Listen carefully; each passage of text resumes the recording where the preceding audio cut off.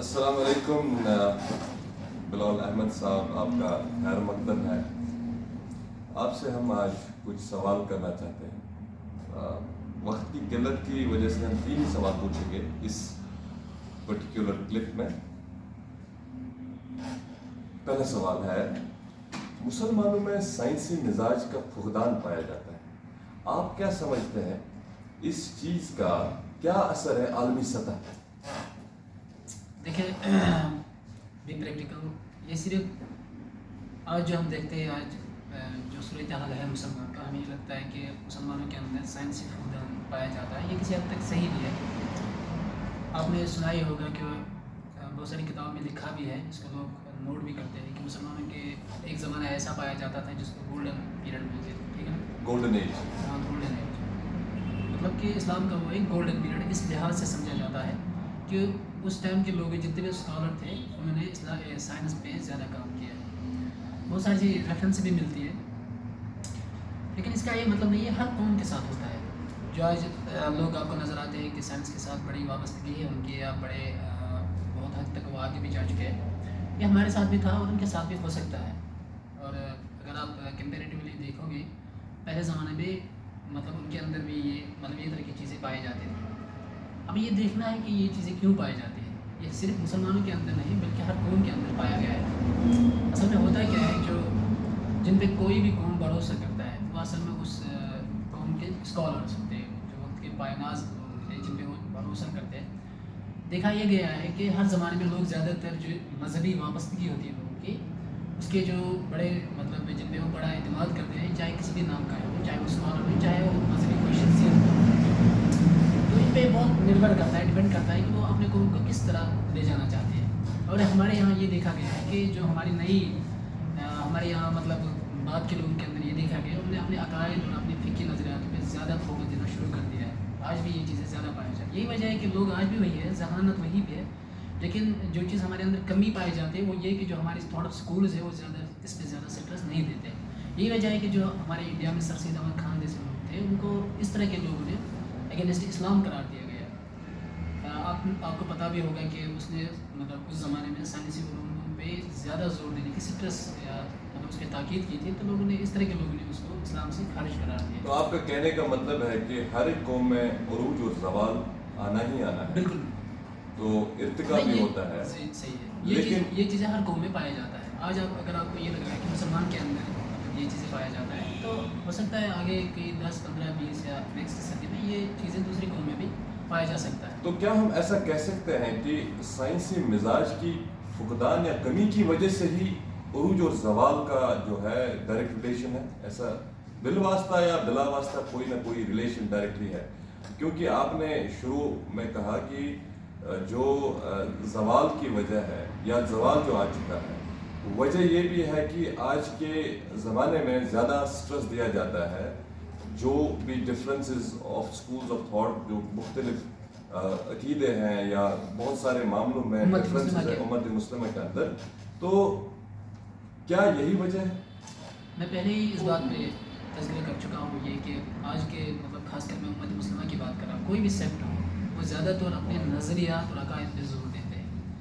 اور کچھ چیزیں ہمارے ان سیکٹر میں یہ بھی پایا گیا، میں تو امت کی بات نہیں کروں گا کیونکہ یہ تو لوگ مطلب اس طرح سے ڈیوائڈ ہے، جو ان کے اسکالرس ہوتے ہیں یا ان کی بایوگرافی وغیرہ اس طرح کی چیزوں پہ، یا ان کی مطلب جس طرح بھی اس طرح کی چیزیں ہیں جو میں غیر ضروری سمجھتا ہوں، جو ہمارے انسٹیٹیوشنز ہوتے ہیں اس طرح کے، جیسے اسلام کے نام پہ ہو چاہے جو ہم اپنی بھاشا میں دارالعلوم بولتے ہیں، ان میں ایک خاص طرح کا مطلب ایک خاص طرح کا سلیبس ہوتا ہے اور ایک خاص طرح کے علوم پہ زیادہ زور دیا جاتا ہے. خاص طرح کے تو آپ کیا سمجھتے ہیں، جیسے علامہ اقبال، ہم برصغیر کی بات کرتے ہیں، علامہ اقبال اور سر سید احمد خان جیسے جو بھی شخصیات گزری ہیں، ان کا کیا کنٹریبیوشن ہے؟ کیا وہ ان کی کنٹریبیوشن میں ایک سائنٹیفک مزاج تھا؟ دیکھیے، جیسے آپ کو یہ لگا کہ امت مسلمہ کے اندر سائنسی فقدان ہے، یہ آپ نے تبھی بولا جب آپ کو یہ چیز لگنے لگا ہے. اس وقت سر سید احمد خان کے زمانے میں اس وقت ان کو بھی یہ لگنے لگا، حالانکہ اقبال کا یہ مسئلہ نہیں تھا، اقبال کا دوسرا مسئلہ تھا. سر سید احمد خان کو یہ لگنے لگا ہے کہ جو مطلب آنے والی سینچریز یا صدیاں ہیں تو مسلمان اس طرح کا شکار ہو سکتے. میں تو اس کو خیر زوال نہیں کہتا ہوں، نہ بہت سارے علماء اس کا زوال ہوتے ہیں، ان کے اپنے نظریے کے حساب سے جو اس طرح کی سوچ رکھتے ہیں، یہ تو زوال ہی کہلائے گا. کیونکہ ہمارے جو مٹیریل ڈائلیکٹسٹی ہے، مٹیریل ڈائلیکٹسٹی جو کارل مارکس نے چھوٹی ہوئی ہے، اس طرح سے ہم اپنے آپ کو پیچھے پاتے ہیں، ٹھیک ہے نا. جو اپوزٹ لوگ ہیں، ٹھیک ہے، جو اس کو زیادہ سٹرس نہیں دیتے، وہ یہی مان کے چلتے ہیں کوئی زوال کی بات نہیں ہے، وہ کچھ اور چیزوں کو سٹرس دیتے ہیں، عقائد، نظریات وغیرہ کو. تو آپ کا ماننا یہ ہے کہ ان کا فوکس پوائنٹ جو ہے گاڈ رہتا ہے. تو آپ کا ماننا ہے یہ عروج اور زوال جو ہے یہ آنی جانی چیز ہے، ابھی عروج ہے زوال بھی آئے گا، زوال ہے تو عروج پھر سے بھی آ سکتا ہے. یہ ہر قوم کے ساتھ ہو سکتا ہے اور ہوگا بھی. تو آپ سے ہم دوسرے سوال کی طرف جاتے ہیں. تو آپ کیا سمجھتے ہیں جو ہمارے معاشرے میں عربی زبان جو ہے پوری طرح اڈاپٹ نہیں ہوئی، اسپیشلی مسلم امہ میں. ہاں کچھ عربی ممالک ہے جن کا عربی کے ساتھ بہت رشتہ ہے اور وہ تو ان کا بیسکلی فطرتاً وہ عربی ہے. تو کیا یہ عربی کی وجہ سے اگر عربی کو اڈاپٹ کیا جائے تو معاشرہ یا امہ کیسے بدلے گی؟ ہم نے جو نہیں کیا، ہم نے عربی کو کیونکہ اڈاپٹ نہیں کیا، بولا اور سمجھا نہیں جاتا. قرآن بھی ثواب کی وجہ سے پڑھا جاتا ہے، قرآن کی جو قرأت بھی کی جاتی ہے وہ صرف اس کا باعث ثواب کے طور پر. تو آپ کو کیا لگتا ہے عربی زبان کی ضرورت ہے یا یہ کیا زیادہ کوئی مسئلہ بڑا مسئلہ نہیں؟ آپ کو کیا لگتا ہے اس عربی سے کیا دیکھیے فرق پڑتا ہے؟ زبان کا جو مین مسئلہ رہتا ہے وہ ہر زمانے میں اس لحاظ سے رہتا ہے اس میں کتنے علوم پائے جاتے ہیں، ٹھیک ہے نا. آپ کی ترقی اور آپ کے زوال و عروج سے اس کا کتنا وابستگی ہے. اور رہی بات عربی کی، بحثیت مسلمان ہر مسلمان کو یہ سیکھنا چاہیے کیونکہ اس میں ہمارے عقائد، نظریات وغیرہ ہے، ٹھیک ہے نا. اور اس میں حدیث سے بھی اس کی بڑی سٹرس ملتی ہے، تاکید ملتی ہے. بہت سارے ایسے حدیث کو کیا جا سکتا ہے جس میں اللہ کے رسول صلی اللہ علیہ وسلم نے اس کی فضیلت بیان کی ہے. ایک حدیث میں یہ آیا کہ یہ جنت کی زبان ہے، اور دوسرے میں یہ قرآن کی زبان ہے، اللہ اور اس کے رسول کی زبان ہے صلی اللہ علیہ وسلم. اس لحاظ سے اس پہ سٹرس اس لیے دی گئی ہے تاکہ لوگ جو ہے اپنے عقائد سے ڈائریکٹ مطلب وابستگی ہو کہ وہ خود یہ اپنے عقائد اور نظریات ماخذ کر سکے، ٹھیک ہے نا. لیکن دوسری چیز ہے اگر پریکٹیکل ہوا جائے یہ ہر ایک انسان کے لیے پاسبل نہیں ہے. ہر ایک اگر کوئی بھی آدمی زبان جانتا بھی ہو تب بھی اس کو اسکالر نہیں کہا جا سکتا. اسکالر ہونے کے لیے کچھ اور چیز بھی یا اس کا فن وغیرہ دوسری چیز بھی ضروری ہے. جیسے آپ کشمیری جانتے ہو یا کچھ اور زبان جانتے ہو تب بھی آپ کو لوگ اسکالر نہیں کہتے ہیں، ٹھیک ہے. آپ زبان جانتے ہو آپ کو زبان دان نہیں کہا جا سکتا، اسکالر نہیں کہا جا سکتا ہے. رہی بات جو ہمارا مطلب جو آپ معاشرے کا مطلب یہ ہے کہ امت مسلمہ کی آپ بات کر رہے ہو، اگر کوئی سیکھتا ہے تو ٹھیک ہے، اگر نہیں سیکھتا تب بھی کوئی بری بات نہیں ہے. ہمارے اسکالروں نے جو مطلب دنیا میں جتنے بھی قومیں یا زبان ہیں ہر قوم میں کئی ایسے اسکالر گزرے، عالم گزرے جنہوں نے عربی زبان، قرآن مجید اس طرح کے علوم کو اپنی زبان میں ٹرانسلیٹ کیا. آپ اس سے بھی استفادہ اٹھا سکتے ہو، کوئی ضرور نہیں ہے، یہ کوئی فرض ہے اس طرح کی کوئی چیز نہیں. اگر آپ سیکھتے تو بہت اچھا ہے، ہم اس کو اپریشیٹ کرتے ہیں. لیکن تو اگر میں اس کا اور ایک سوال کیونکہ یہاں پہ ضرورت لگ رہی ہے، اور ایک سوال ہے کہ جب قرآن مجید تو پورے عالم کے لیے، پورے دنیا کے انسانوں کے لیے، یہ کوئی اسپیسیفکلی صرف مسلمانوں یا ایمان والوں کے لیے نہیں ہے. آپ کو ایسا نہیں لگتا جو ہم نے ٹرانسلیشنس کہیں، آپ اس کو دوسرا کوئی نام دیں، جو بھی ہوا ہے اس میں آپ کو نہیں لگتا سم میلڈی از لاسٹ، سم meaningful اور some logic is lost, some message is lost. کیونکہ لنگوسٹک پوائنٹ آف ویو سے دیکھیں عربی میں اللہ تعالیٰ ہم کلام ہونا چاہتا ہے. قرآن کا تو مطلب ہی ہے کلام، یہ تو ہے ہی کلام اور ایک پیغام ہے، شفا ہے. ہر ایک استفادہ کیوں نہیں کر سکتا جبکہ اگر ہر ایک انسان جو ہے عربی سمجھے، عربی میں اس کا ڈائریکٹ ایک ریلیشن، ایک ڈائریکٹ ان کے مزاج پہ، ان کے ذہنیت پہ ڈائریکٹ اثر پڑ سکتا ہے.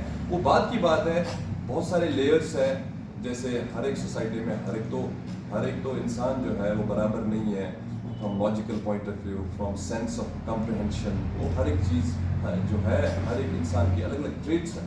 لیکن آپ کو نہیں لگتا اگر عربی زبان ہر عام و خاص جانے اس سے بہت سارا ایک ریولیوشن برپا ہو؟ آپ کو دیکھیے میں مطلب اس بات سے پوری طور سے متفق نہیں ہوں. یہ وہ اس لیے کہ جو لوگ عربی جانتے ہیں، ٹھیک ہے نا، ابھی آپ عربی جاننے والے بہت ملیں گے آپ کو، سعودیہ ہے، یو اے ہے، جتنے بھی بہت ساری کنٹری ایسے ہیں، ترک وغیرہ ہے، بہت سارے عالم بھی جانتے ہیں. آپ سب کنٹری میں دیکھیں گے بہت سارے عربی جانتے ہیں، ٹھیک ہے نا. یہ اس کے لیے شرط نہیں ہے.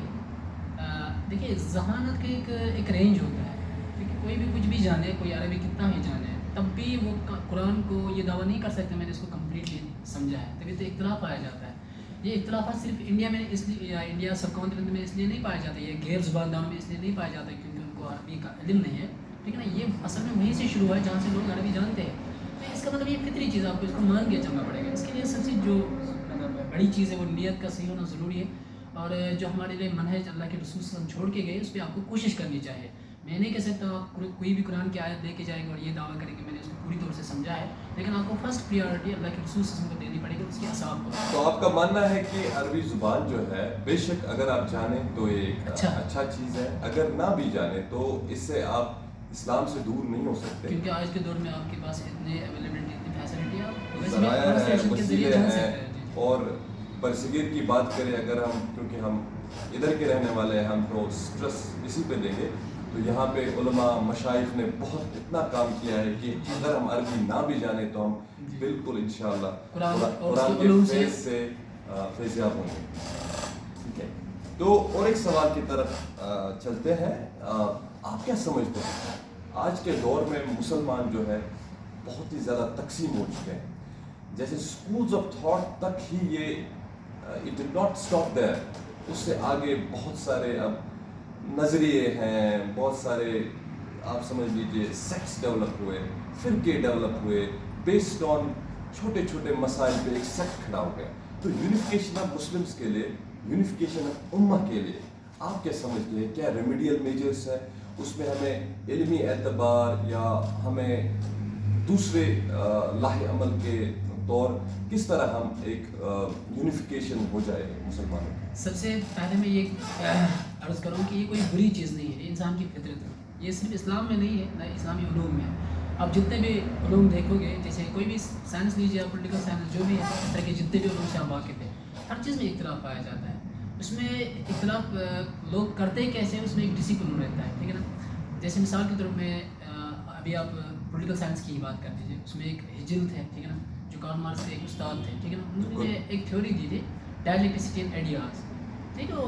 उसने जब वो थ्योरी पेश की तो उसको बाद में लगा कि मतलब फिर कार्ल मार्क्स आए, उनको लगा कि ये थ्योरी जो है एक्सेप्टेबल नहीं है, साइंटिफिकली वो प्रूव नहीं हो रही थी।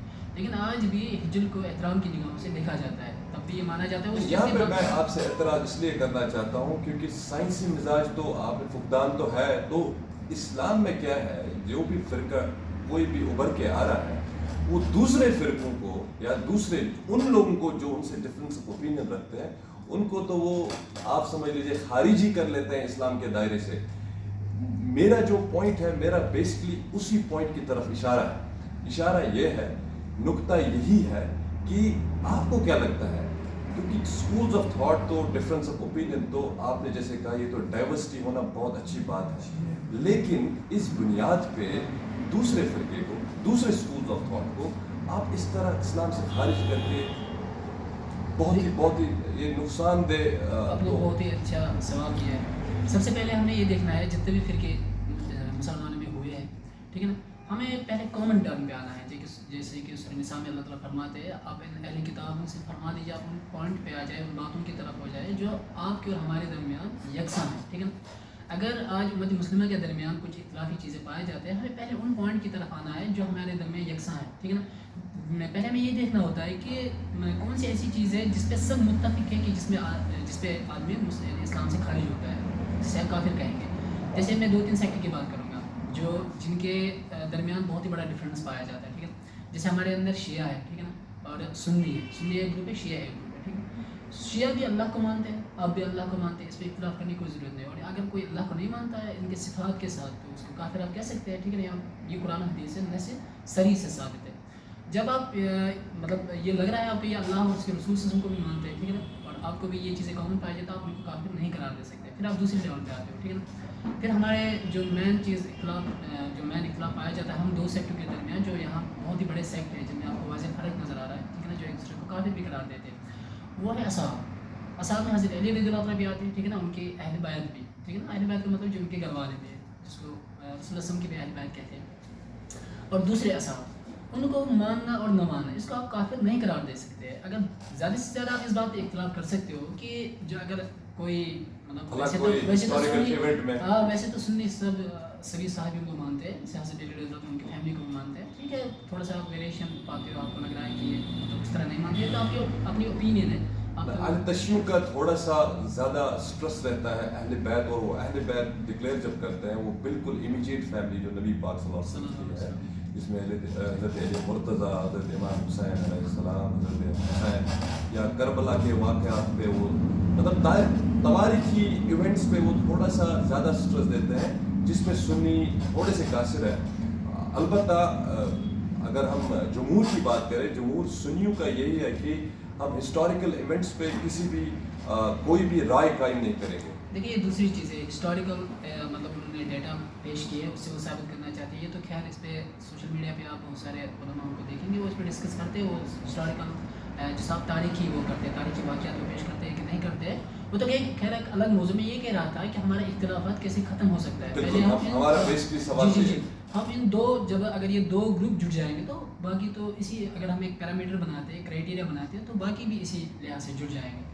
وہ یہ میں کہہ رہا تھا کہ پہلے آپ قرآن ہے نا، بیسک جو عقائد ہے، ٹھیک ہے نا، ان کو آپ قرآن سے اخذ کرتے ہو، صحیح احادیث سے اخذ کرتے ہیں. یہاں کیا ہوتا ہے، یہاں جو شیعہ لوگ ہیں، شیعہ برادری کے لوگ ہیں، وہ تو اصحاب کو مانتے نہیں ہیں، ٹھیک ہے نا. تو ہمیں یہ دیکھنا ہوتا ہے کہ کتنا کچھ اصحاب کو نہیں مانتا، یہ یہاں پہ کچھ اصحاب بہت سارے اصحاب کو نہیں مانتے. وہ تو زیادہ تر اہل بیت کو سٹرس دیتے ہیں، مان کے چلے کچھ اصحاب کو نہیں مانتے. اگر ہمیں ان جن کچھ اصحاب کو مطلب انکار کرتے نہیں مانتے ہیں، ٹھیک ہے نا، ہمیں یہ دیکھنا ہے کہ کتنا علم ہے ان کے پاس، مطلب جس کو وہ انکار کر کے، ٹھیک ہے نا، جس کی وہ انکار کر کے اسلام کے اتنا مطلب کتنا نقصان ہو رہا ہے اس سے، اور ان کے عقائد پہ کتنی فرق پڑتی ہے. تو آپ کے ماننا یہ ہے کہ فروعی معاملات میں ہم تھوڑے سے زیادہ الجھ چکے ہیں، اور جو عقائد ہے یا اعمال ہے اس میں سٹرس کم ہے، اور وہ ہماری کامن بھی ہے. یونیفیکیشن کے لیے آپ سمجھتے ہیں، آپ کا ماننا یہی ہے کہ ہم اعمال کے طور اور علمیات کی بنیاد پہ، یا عقائد اسپیشلی جو عقائد ہے، عقائد صحیح کرے، عقائد پہ اگر ہمارے کوئی ڈفرینس رہے ان کو ختم کیا جائے. ویسے تو زیادہ وہ پائے نہیں چاہتے، چھوٹے چھوٹے فروعی مسائل جو ہے ان پہ سٹرس دینا کم کرنا پڑے گا. اب حال ہی میں، کیونکہ یہ سوال تو ویسے تھا نہیں، اس لیے عرض کرنا چاہتا ہوں، وجہ یوسف القرضوی علیہ الرحمہ ابھی اس دنیا سے کوچ کر چکے ہیں، تو آپ کا ان کا ذکر یہاں پہ میں نے ضروری سمجھا. یوسف القرضوی ان کا کنٹریبیوشن کے بارے میں تھوڑا علیہ الرحمہ کے بارے میں بہت سارے اسکالر سوشل میڈیا پہ آپ ملیں گے، آپ کو مطلب بڑی سراہت ہے ان کی کام، انہوں نے جو کام کیا اسلام کی خاطر، انہوں نے بڑی محنت کی ہے. دیکھیے غلطیاں کس سے نہیں ہوتی ہے، اللہ ان کی لغزش اور غلطیوں کو معاف کرے. ظاہر سی بات ہے اس طرح کے جو لوگ ہوتے ہیں جن کا زیادہ کنٹریبیوٹ ہوتا ہے، ہم یہی سوچتے ہیں کہ مطلب وہ غلطیاں جان بوجھ کے نہیں کرتے. میں پہلے ہی بول چکا ہوں، آپ نے جو 3 کوشچن پہلے مجھ سے کیے ہیں، میں آپ کو پہلے سے بول چکا ہے کہ وہ یہ کہ ڈائیورسٹی اور اختلاف رکھنا، خاص کر علمی میدان میں، تب تک آپ ترقی نہیں کر سکتے جب تک آپ کے اندر یہ سوچ نہیں ہے، ٹھیک ہے نا. اور یہ کوئی بری چیز نہیں ہے. ہاں ہمیں اس میں اگر ہم اسلام کی بات کریں، اس پہ یہ دھیان دینا ہوتا ہے کہ کوئی چیز ایسا نہیں ہے جو واضح ہو، نیسیسری سے ثابت ہو، قرآن حدیث سے، اس سے ٹکراتے ہو، ٹھیک ہے. اس پہ آپ کریٹیکس تو آپ ایسے مطلب سب چیز پہ کر سکتے ہیں کہ آپ مطلب جیسے آپ اسلام سے خارج ہو بھی ہو، ٹھیک ہے نا، اگر اس کرائٹیریا میں آتا ہو کوئی تو آپ اسے کر سکتے ہیں. علامہ یوسف القرضوی نے فقہ پہ بہت زبردست کام کیا. بہت سارے اسکالر کا ماننا ہے، عالموں کا ماننا ہے کہ انہوں نے ماڈرن جو فقہی مسائل تھے اس پہ بہت زبردست کام کیا، بہت زبردست کنٹریبیوشن ہے ان کی کتاب ہے. ایک تو ہے ان کی وہ دین میں حلال و حرام، اور دوسرا ہے ان کا شاید فتاوا یوسف القرضوی، جو اردو میں بھی ٹرانسلیٹ ہو چکی ہے. اگر آپ اسے استفادہ اٹھانا چاہتے تو آپ اٹھا سکتے ہو. تو اختلافات لازمی چیز ہے، یہ ہو سکتا ہے، یہ کوئی بری چیز نہیں. بہت بڑے اسکالر تھے. بہت بہت شکریہ آپ کا بلال احمد صاحب. انشاءاللہ آپ سے گفتگو چلتی رہے گی. بہت بہت شکریہ آپ کے ٹائم کے لیے. بہت بہت شکریہ. السلام علیکم.